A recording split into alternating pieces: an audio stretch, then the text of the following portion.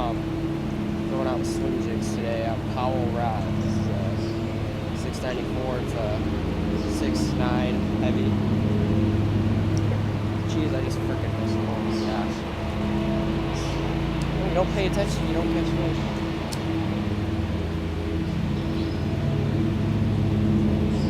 There he is. Oh. Came back for it. Jeez.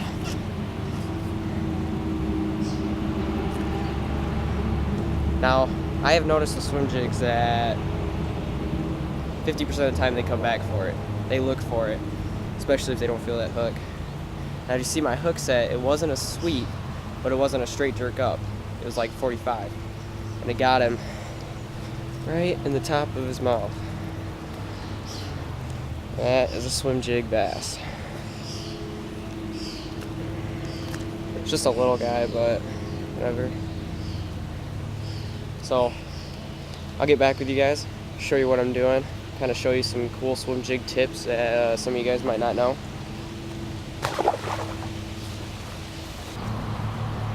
Alright guys, I just got another one. This one I didn't get on camera because I was standing on the water's edge and I saw him move.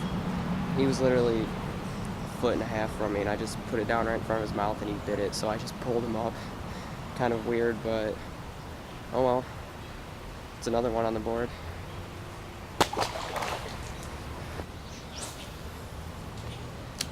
Hey guys, hey guys, welcome back. Just gonna basically show you what I was doing today. I'm targeting two things of what they're doing, and one is they're on deep weed lines. Another one is they're up shallow feeding. And one of the fish I caught was on deep weed line, and the other one was up shallow. So I've been kind of targeting both. But we'll talk about equipment, technique, what basic things to do for this time of the year and stuff. So let's get started. First off, start off with equipment. The rod I'm using is a Powell Endurance 694. It's a 6'9" heavy bass tip. I like this rod because it's got a soft tip, but it's still got plenty of backbone. Still got plenty of backbone to drive that hook, but it's got a fast and soft enough tip where you don't rip it away from them. And it also loads up really good, so I can still get a lot of distance for a shorter rod. Most guys like a 6'6" to 7 foot medium heavy rod, anything in between. I like this one just because I get that extra backbone and I still get a pretty awesome tip with this rod. Using a Burner Series XO. Now you guys might, I'm fishing it slow, and you guys might wonder, why am I using a high-speed reel if I'm fishing it slow? Well, there's three ways you can get your lure removed. One is with your reel, the other one's with your rod, and the other way is with your both. If you use your rod, you can speed up or slow down. With your reel, you can do the same, but no matter what, one turn it's taking in the same amount of line. So you can be consistent and slow, you can still slow down, but it's just a little bit easier to slow down with your rod. It's more your choice. And I got the high-speed reel because I can speed up when I want to.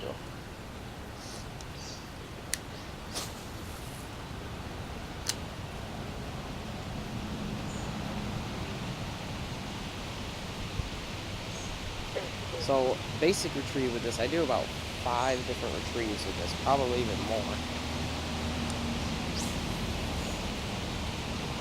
Basic one I was doing when I caught that one that was out there was reeling it slow, pull it up, and then let it drop.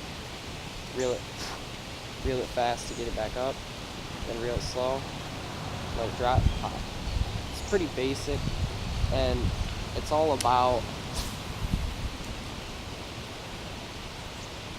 wow, it's caught on this much. It's all about, you know, making that look different, making it look like it's an injured bait fish, or making them react to it.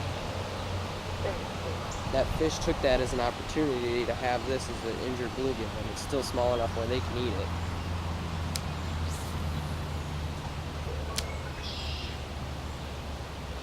The also thing is, it's probably high 70s right now with a nice wind breeze, clear blue skies. One of the worst days you could go fishing.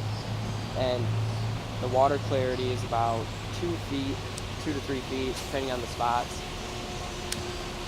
Oh, I got a bass right there. I think they turned away from it. But, and then the water clarity is about that where you're up shallow, but then it turns green. So it's not super clear. So I do want to fish a little bit slower and fish a little bit. There's a woodchuck right there.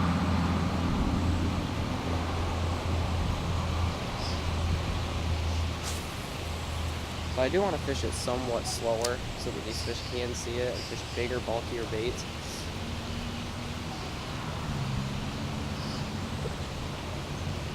£15 P-line copolymer. Get a little bit of stretch with that so we're not pulling the bait away from them, but yet it's still got some properties of fluorocarbon where it sinks and you don't get as much stretch. Just a good overall line for swim jigging. Same thing if you want to do crankbait, because some guys like mono and some guys like fluorocarbon, and some want the attributes of both, so go with copolymer. Like I said earlier, I noticed that about 50% of the time, as long as they don't feel the hook, they come back for it. And the reasoning is that a swim jig is such a lively bait. It's not like a spinner bait or a chatter bait or anything like that. It doesn't have a blade. It has it's a simple bait that catches a lot of fish. Trailers that I like on these, well, there's about 4 different types of trailers I throw on these. Depends on what I'm doing. A grub. I like normally a single or a double tail, but most of the time it's a double tail.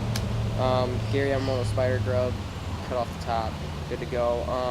Havoc deuce or something like that. Gary Klein developed it. It's a twin tail grub. That's another really good one. Strike King Rage Tail craw, great bait, has a ton of vibration. And then a swim bait. Swim bait's a pretty good bait to go on when it comes to swim jigging because you get a lot of vibration. And actually I have a swim bait in my pocket to throw on this. And I was going to throw it on if I wasn't getting bites on this just to have a little bit more vibration, but I'm fishing it so slow and I don't want the wobbling effect of a swim bait when I'm fishing it slow, at least not in the conditions that occur for today. If it was cloudy, that one bit right up shallow.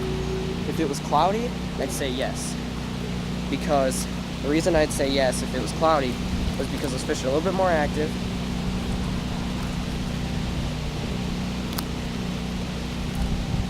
Those fish are a little bit more active, they're doing a little bit more moving, and that allows me to do it. Right up there on the top again, just like the other one, because of that type of hook set. And you saw how I was fishing it. I was fishing it slow, letting it drop, fluttering it up. Just another little guy.